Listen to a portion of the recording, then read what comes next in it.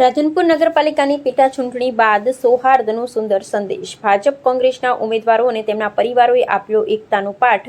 પાટણ જિલ્લાના રાધનપુર નગરપાલિકાની ward number 2 ની પેટા ચૂંટણી પૂર્ણ થયા બાદ એક એવી ઘટના સામે આવી છે જે સમગ્ર સમાજ માટે પ્રેરણારૂપ અને દરેક સમાજ માટે પરંપરા સમાન એક સુંદર કિસ્સો બની છે. સામાન્ય રીતે ચૂંટણી દરમિયાન રાજકીય ગરમાવો, વાદ વિવાદ અને પરિણામ બાદ મનદુખ જેવી પરિસ્થિતિઓ સર્જાતી હોય છે, પરંતુ રાધનપુરમાં બંને પક્ષના ઉમેદવારોએ સૌહાર્દ અને મિત્રતાનો અનોખો સંદેશ આપ્યો છે. આ પેટા ચૂંટણીમાં ભારતીય જનતા પાર્ટી તરફથી નિરાશ્રિત બબીબેન રતિલાલભાઈ ઠાકોર ઉમેદવાર હતા, જ્યારે કોંગ્રેસ પક્ષ તરફથી રમીબેન શંકરભાઈ ઠાકોર ચૂંટણી મેદાનમાં હતા.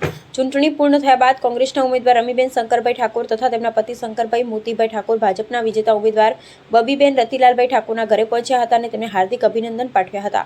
આ પ્રસંગે ભાજપના ઉમેદવાર બબીબેન ઠાકોર સાથે તેમના પતિ રતિલાલભાઈ કમલભાઈ પણ હાજર રહ્યા હતા. બંને ઉમેદવારો અને તેમના પતિઓ એક સાથે પ્રેમપૂર્વક મળતા જોવા મળ્યા હતા. આ દ્રશ્યને સૌને એકતા, મિત્રતા અને માનવતાનો સુંદર સંદેશ આપ્યો હતો. ખાસ વાત એ છે કે બંને ઉમેદવારો એક જ સમાજના નથી, પરંતુ અલગ અલગ સમાજમાંથી આવે છે.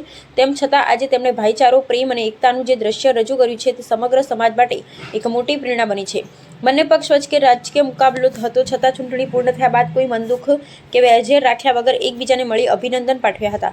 આ સમગ્ર ઘટનાએ એ પણ સાબિત કર્યું છે કે બંને ઉમેદવારો અને તેમના પરિવારોએ પોતાની પાર્ટીની વફાદારી સંપૂર્ણ રીતે નિભાવી છે. ભલે બંને પરિવારો વચ્ચે મિત્રતા અને સારા સંબંધો હોય, છતાં તેમણે લોકશાહીનું માન રાખી ચૂંટણી લડી હતી. જો ઈચ્છતા તો બંનેમાંથી કોઈ એક ઉમેદવાર બીજાને ટેકો આપી શકતા, પરંતુ તેમણે આવું કર્યું નહીં, કારણ કે લોકશાહીમાં ચૂંટણી લડવી અને મતદારોને પોતાનો મત આપવાનો અધિકાર મેળવવો ખૂબ જ જરૂરી છે. ચૂંટણી લડાઈ એટલે મતદારોને પોતાના મતાધિકારનો ઉપયોગ કરવાની તક મળી અને લોકશાહીની પરંપરા પણ મજબૂત બની. આ રીતે બંને ઉમેદવારોએ પક્ષની વફાદારી સાથે લોકશાહી પ્રત્યેની જવાબદારી પણ નિભાવી છે. આ ઘટના આજે દરેક સમાજ માટે એક પ્રેરણાદાયક ઉદાહરણ અને પરંપરા સમાન કિસ્સો બની છે.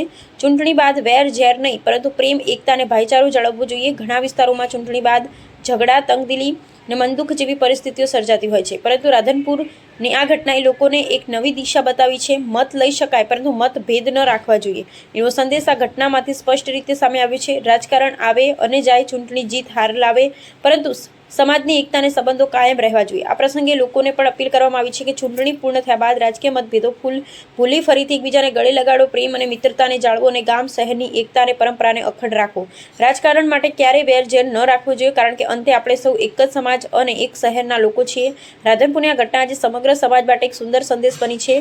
ચૂંટણી લોકશાહીની ઉજવણી છે, વેરઝેરનું કારણ નહીં. રિપોર્ટ નાથાલાલ ઠાકોર, વિશિષ્ટ કર્તવ્ય ન્યૂઝ, રાધનપુર, પાટણ.